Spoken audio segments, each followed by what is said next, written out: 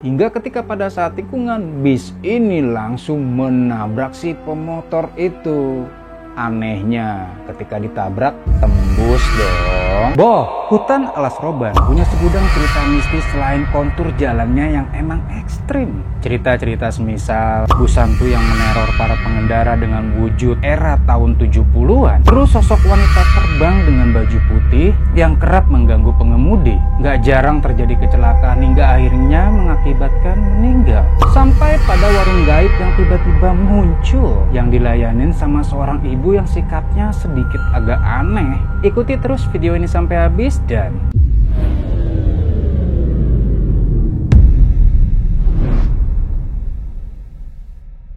sebelum kita masuk nih ke cerita-cerita yang bikin bulu kuduk pada pargoy. Kan ada pepatah yang bilang kalau nggak kenal maka nggak goyang. Maksudnya nggak sayang.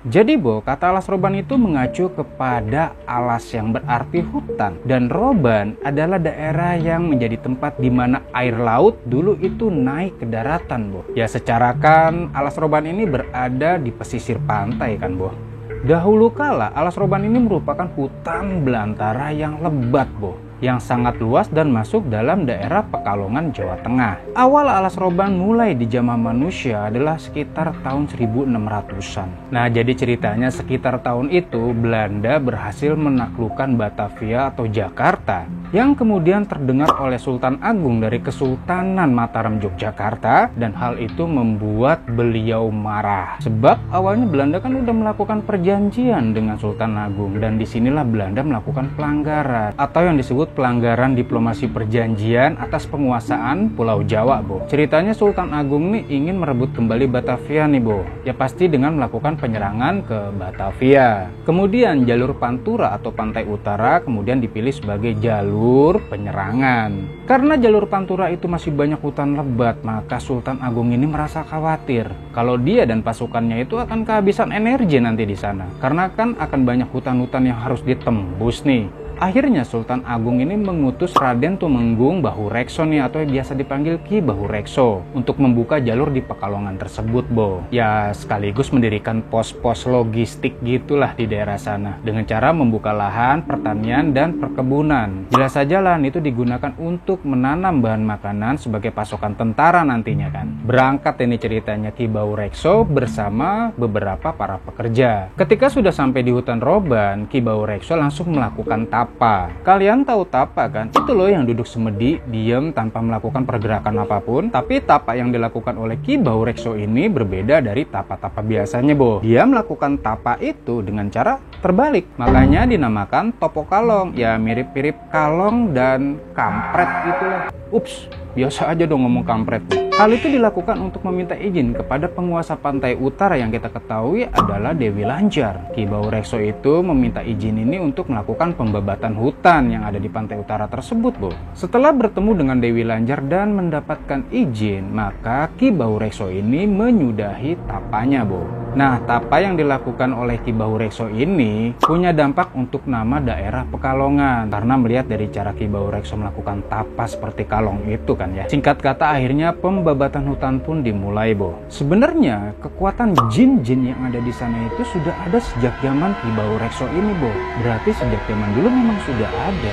Terbukti selama pembabatan hutan ini banyak para pekerja-pekerja itu yang sakit, kemudian akhirnya meninggal. Hal itu membuat Ki Bahurekso bingung. Akhirnya Ki Bahurekso melakukan tapa kembali untuk melakukan mediasi kepada para penunggu hutan tersebut, Singkat kata terjadilah kesepakatan. Ki Bahurekso dan para pekerja itu harus menyediakan sesaji. Mengingat para pekerjanya yang sudah tinggal sedikit, mau nggak mau nih akhirnya Ki Bahurekso itu mengamini kemauan para penunggu hutan tersebut. Terbukti sejak mediasi itu para pekerja sudah tidak diganggu lagi, alias sudah aman. Hingga akhirnya lahan pertanian dan perkebunan sudah siap digunakan.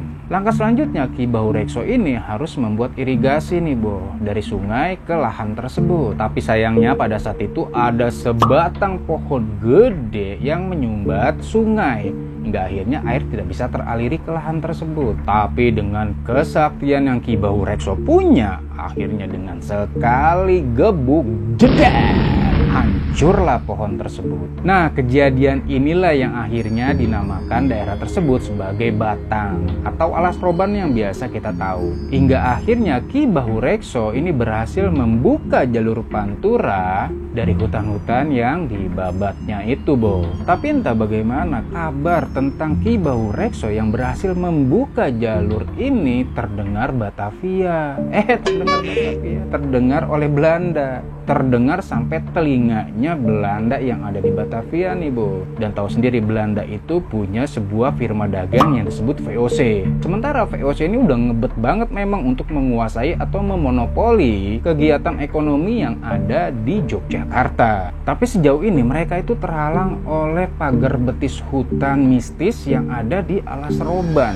Bukan tidak pernah mereka mencoba melakukan penerobosan ke hutan tersebut. Orang-orang yang disuruh oleh VOC ini nggak pernah balik lagi alias hilang gitu aja ketika mereka menerobos atau masuk ke hutan sana. Akhirnya setelah mengetahui tentang pembukaan jalur tersebut, si VOC ini membawa nih seluruh pasukannya dan alat-alat berat untuk menyerang Ki Bahurekso. Ya karena Ki Bahurekso ini bersama dengan para pekerja bukannya para tentara, ya habislah mereka. Hingga akhirnya VOC memanfaatkan lahan yang sudah dibuat oleh Ki Bahurekso beserta para pekerjanya itu, Bo. Curang ya, culas. Setelah dirasa logistik cukup, maka mereka langsung menuju Mataram melalui jalur tersebut. Dan disinilah Kesultanan Mataram hancur karena tidak mampu melawan kekuatan VOC dengan persenjataannya yang lengkap. Hingga pada tahun 1800-an, gubernur Belanda yang kala itu dipimpin oleh Jenderal Herman Willem Daendels membangun daerah itu untuk melakukan ekspansi infrastruktur karena penduduk memang sudah semakin padat, Bo. Pembuatan jalan itu jelas banyak melibatkan warga pribumi yang dijadikan pekerja paksa atau rodi. Dan tentu saja kerja rodi ini menimbulkan banyak korban jiwa, Bo. Banyak dari pekerja itu yang mati. Dan mayat mereka itu banyak yang dibuang ke hutan Alas Roban. Gimana nggak angker? Belum lagi nih ditambah sekitar tahun 1980-an ketika zaman Orde Baru atau zaman rezim Orba. Korban-korban Petrus ini ya dibuangnya di sana, Bo. Tahu Petrus kan? Itu loh yang hidungnya panjang. Petrus itu singkatan dari penembak misterius, Bo. Jadi waktu zaman rezim Orde Baru, untuk menangani orang-orang yang dianggap bermasalah seperti penjahat, residipis, preman, pokoknya orang-orang yang meresahkan masyarakat deh, itu pasti akan kena operasi Petrus. Tahu-tahu hilang aja tuh orang, nggak ada jejaknya, nggak pernah ada kabarnya lagi. Tahu lagu Iwan Fals kan? Nah, kalau kalian jeli ada tuh Iwan Fals yang lagunya mengisahkan tentang Petrus itu. Coba cari deh. Saya tuh kadang suka berpikir kalau operasi Petrus itu masih dilaksanakan pada saat ini, kira-kira bikin aman negara nggak ya? Coba komentar di bawah. Nah, sekarang masuk ke zona horornya nih, Bo. Dilansir dari solopost.com, di tahun 1996 ceritanya ada nih seorang pemuda yang hendak pulang kampung menggunakan motor. Dia itu dari Tegal menuju Surabaya nih ceritanya nih. Nah, ketika melewati Alas Roban itu kira-kira pukul 12 malam, Bo. Karena penerangan lampu jalan yang memang nggak ada pada saat itu, ya jelas mengandalkan lampu motor kan. Ditambah hujan pula nih ceritanya. Kemudian dipercepat nih, ditarik tugas sampai pol ya, karena nggak ada tempat neduh di sana.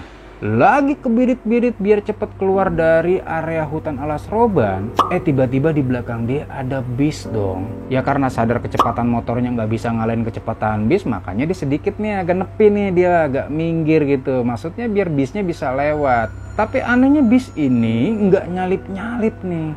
Ditungguin beberapa menit sama si pemotor, kok nggak nyalip-nyalip. Hingga akhirnya si pemotor ini inisiatif untuk nengok ke belakang nih ceritanya, untuk kasih tahu sama si supir, lewat deh loh, gitu kali ya. Ya mungkin sedikit agak sewot juga si pemotor ini. Udah tahu dia udah minggir, bukannya nyalip nih bis nih. Nggak tahu apa kalau bajunya itu udah lepek sampai sidi kan. Nah, satu hal yang dilupakan sama si pemotor ini, yaitu pesan dari orang tua zaman dulu. Ketika melewati Alas Roban, katanya nggak boleh nengok ke belakang, karena akan sial alias apes.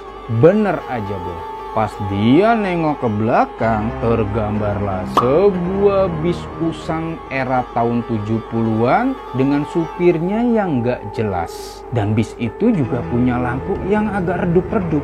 Nggak kebanyakan bis pada zaman itu gitu. Sadar kalau bis itu bukan cinta biasa, maksudnya bukan bis biasa. Ditancep dah tugas sama si pemotor ini. Wah. Tapi sialnya si bis ini justru tancap gas juga, Bo. Jadi kayak dudak-udak sama bis ini. Hingga ketika pada saat tikungan, bis ini langsung menabrak si pemotor itu. Anehnya, ketika ditabrak, tembus dong. Dan si pemotor itu jelas ngerem. Dia shock, dia bengong, Bo. Kabarnya sih sampai sekarang. Gua nggak bercanda. Nah, Bo, kalau kalian ada di posisi si pemotor ini, apa yang akan kalian lakukan? Komen di bawah.